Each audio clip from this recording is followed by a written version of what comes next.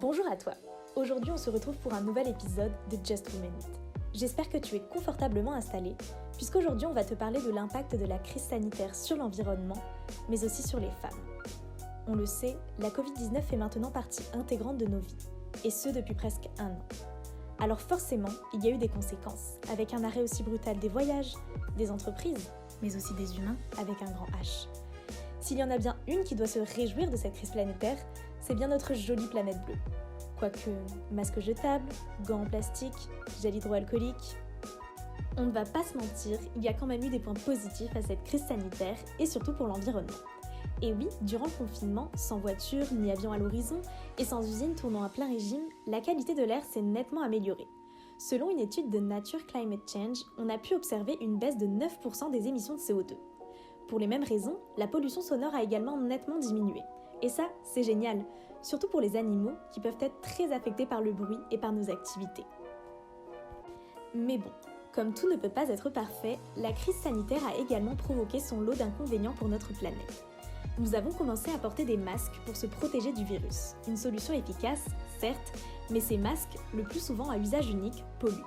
Ils sont souvent jetés dans la rue, retrouvés dans les canaux et dans les mers. La même chose se passe avec les gants. Ce n'est donc pas avec la crise sanitaire que la pollution plastique s'est améliorée. Confinés chez nous, nous nous sommes réfugiés sur Internet pour faire nos achats, garder le contact avec nos proches. Et cette hausse considérable de l'utilisation d'Internet a fait augmenter les émissions de CO2 du secteur numérique. Les sujets environnementaux de long terme et les problèmes liés au dérèglement climatique se sont vus relayés en deuxième position dans les médias, laissant la place à l'unique sujet d'actualité, la crise de la Covid-19. La déforestation a elle aussi largement augmenté. Selon l'ONG WWF, au Brésil, elle aurait augmenté de 150% dès mars par rapport à des chiffres qui étaient déjà catastrophiques. Comment ce problème est-il lié à la crise sanitaire, me diras-tu ? C'est en fait lié aux grands groupes qui, sous la pression financière, veulent rattraper les pertes causées par la crise. C'est aussi lié à la diminution de la surveillance face à la déforestation durant cette période. Après ce récapitulatif sur les impacts de la Covid-19 sur l'environnement, parlons un petit peu des femmes. Et en ce qui les concerne, cette pandémie ne les a pas vraiment épargnées. En effet, pendant le confinement, les violences conjugales ont beaucoup augmenté. L'OMS avait enregistré jusqu'à 60% d'appels d'urgence de plus en Europe au printemps dernier.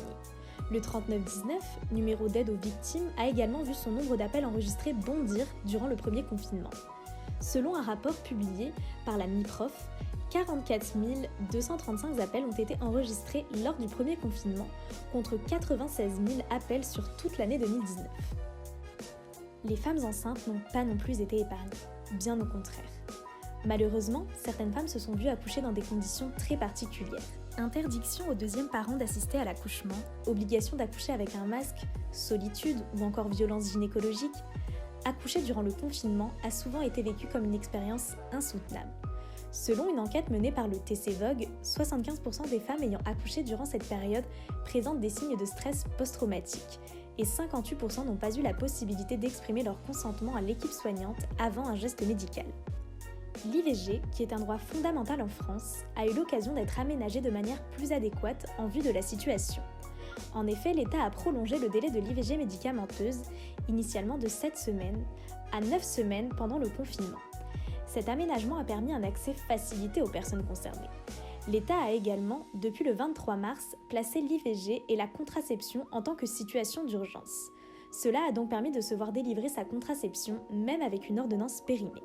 Cette pandémie a également eu comme effet d'accentuer la charge mentale des femmes. Beaucoup étaient en télétravail et devaient en même temps s'occuper de leurs enfants. Devoirs, repas, douches, mais également du ménage, des courses ou des repas pour toute la famille. L'accumulation de toutes ces tâches représente un travail invisible et non rémunéré qui constitue pourtant une charge mentale énorme pour les femmes.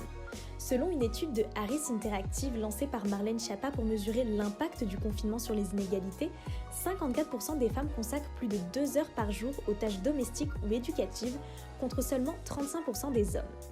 À cette charge mentale s'ajoute aussi la charge émotionnelle. C'est la responsabilité, ici pour la femme, d'assurer le bien-être psychologique du foyer. Elle doit toujours être une bonne épouse, être une bonne mère, penser à tout et pour tout le monde. Le compte Instagram Ta Pensée a recensé pendant le confinement de nombreux témoignages de femmes subissant la charge mentale, mais aussi la charge émotionnelle au sein du foyer.